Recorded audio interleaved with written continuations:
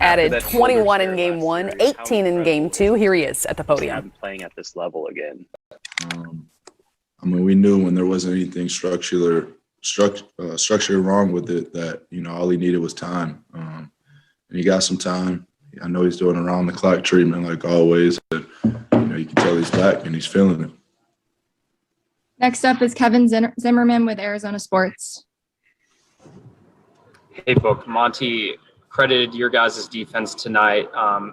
Just from the effort plays like Torrey's block on Monte Morris, Cam had that chase down steal from behind. Like, what did you see just as far as your defensive effort and communicating throughout the game?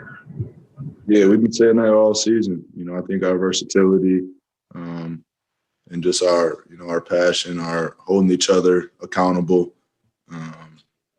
We just want to defend. We know if we defend that, we can get out in transition and, everything will happen how it's supposed to on offense end. Next up is Kellen Olson from Arizona Sports, followed by Jovan Buha. Hey, Book, to bounce off that, it's been a really long time since the Suns have had a good defensive team. And just how much easier is it for you this year? How much easier does it feel as a team to play in that type of environment where you guys are playing good defense and making things easier, I guess, to put it that way? Yeah, it's contagious. It's contagious, and it's been that way from the start. You definitely don't want to be the guy that's out there not defending. You'll stick out, like a sore thumb, So, like I said earlier, the ability to hold each other accountable and not take it personal. We talk to each other all throughout the game, and I think that helps us out. Next up is Jovan Buha. Hey, Devin, your starting five has played more than any other lineup this season together. And I'm curious, what type of growth have you seen from the start of the season until now? And what type of groove do you feel like you guys have found? It's been 2 straight games with all 5 guys in double figures. Yeah, I feel like we've just gotten better in every category, to be honest. And I think that just came with time and, getting put in the fire, getting put in situations and learning from experience.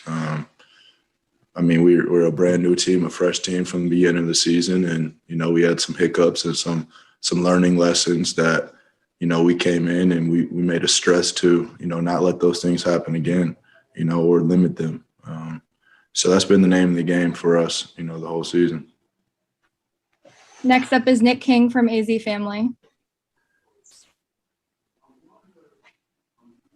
Devin, I might have missed the first question, so apologize if this was hit on, but for you not to need to come back in the game in the fourth quarter, second straight game where those first 3 minutes, Chris really leads a run that finishes the other team more or less. How do you describe what he's doing to start these fourth quarters?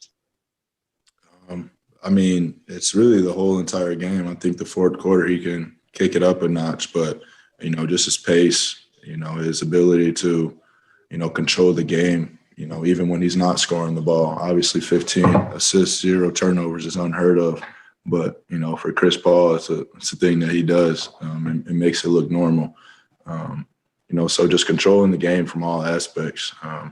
And those fourth quarters are big for us. You come out and you put a team away like that, you get extra rest, which is, very important at this point in the season. Next up is David Brandt from the AP, followed by Cameron Cox. Hey, Devin, you just touched on it a little bit, but Chris's 15 assists and no turnovers. Have you ever seen anybody that contributes so much good to the game with almost nothing bad? To just play so mistake-free on top of contributing so much just seems kind of incredible, especially in a playoff environment. I haven't seen it with my own eyes. If I have the name, somebody maybe Magic Johnson. So to be named with, a guy like Magic, and I know he passed Magic's assist record this year. It's just, that's legendary, man. That's forever. That's bigger than the game of basketball. That's an icon. Next up is Cameron Cox with 12 News, followed by Dwayne Rankin. Hey, Book, congrats on the win. Just curious, where do you think you guys' confidence level is at right now with the way you guys are playing? This is kind of the 4th straight game you guys have delivered that knockout blow in the second half pretty early. Just what level of basketball do you think you guys are playing right now when you look at it from a big picture? We're playing high-level basketball, but, we're taking it one game at a time. That's our mentality.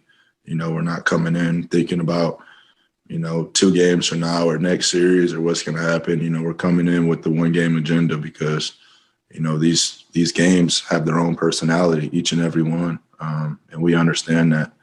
I mean, we just went down 2-1 to the Lakers and, you know, it refilled us as a team and it brought us together. So, you know, we don't want to get, what Monty says, happy on the farm. So that's our mentality. We're just taking it 1 game at a time. Next up is Dwayne Rankin with the Arizona Republic, followed by Jovan Buha. Devin, you had talked before, I think after the last game, saying, you know, you had hit the bottom with this franchise, but now to see where it's at now, I know you guys got a long way to go, but to hear that fan reaction to pretty much every play tonight, what was that like for you? I mean, it's hard to put into words. Like I said, I mean, even DeAndre coming to me and be like, man, we've seen it when it was, and then I tell him every time, and I've seen it before you were here also. You know, so it has been a long time, but, you know, I wouldn't change the path. I wouldn't change what we went through as an organization for anything. You know, that's part of the story, and that makes this moment and these moments that much better, and make you, you know, want to not take anything for granted. Next up is Nicole Jarina. Hi, Devin. Congrats for the win. How much impact has been the role of Jay Crowder at both sides of the court in this series and also his experience in playoff? Yeah, I mean, he's been there before, and you can see it in the energy that he brings to the game. He brings a grit and a toughness, you know, to our team that is much needed, especially during these times. And I'm just speaking on the defense end, you know, his floor spacing and his playmaking ability on the other end is, you know, a bonus for us. You know, I feel like he opens up, you know, a lot of stuff around the paint for us with his ability, you know, to shoot and make people, you know, be honest and stay out there on him. So, you know, we love Jay, and we lean on him for that grit and that toughness, you know, a lot of times. Okay, our last question is going to be with Leonardo Torres from Peru. Hi, Devin. It's Leonardo Torres from Peru. Congrats on the win.